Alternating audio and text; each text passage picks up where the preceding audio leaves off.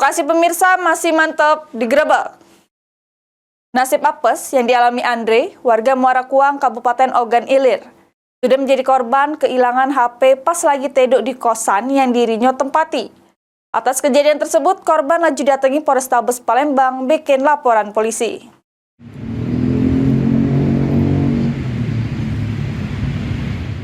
Nasib apes yang dialami Andre, warga Muara Kuang, Kabupaten Ogan Ilir, sudah menjadi korban kehilangan HP di kosan yang dirinya tempati.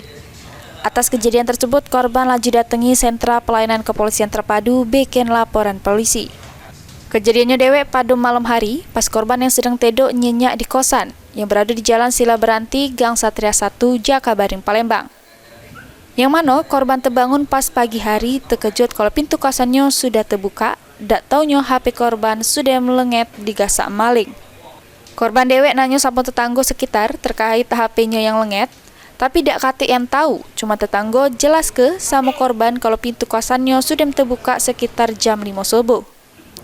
Akibat dari kejadian tersebut, korban kehilangan 2 ikut HP merek Samsung dengan total kerugian diperkirakan kurang lebih 12 juta rupiah.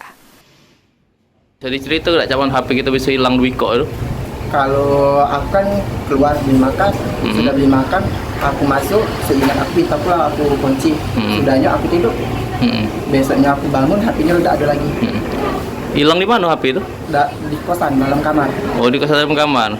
Posisi kosan kita dikunci tadi? Seingat aku kunci. Sekira jam berapa lah itu hilangnya? Aku tidur sekitar jam 1-an. Asal aku bangun, ada lagi. Ya, ada nengok rekaman CCTV tak sih?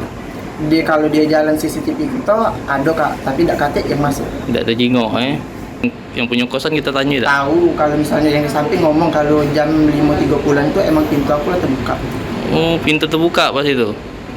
Sekitar berapa lah kerugian kita? Tadi 12 jutaan. Sekitar 12 jutaan. HP apa tadi? Z Flip 5 dengan S2 1. Samsung kalau itu? Iya, Samsung. Ini laporan korban sudah diterima oleh pihak kepolisian dan bakal ditindaklanjut oleh petugas Satreskrim Polrestabes Palembang. Suryadi, PAL TV.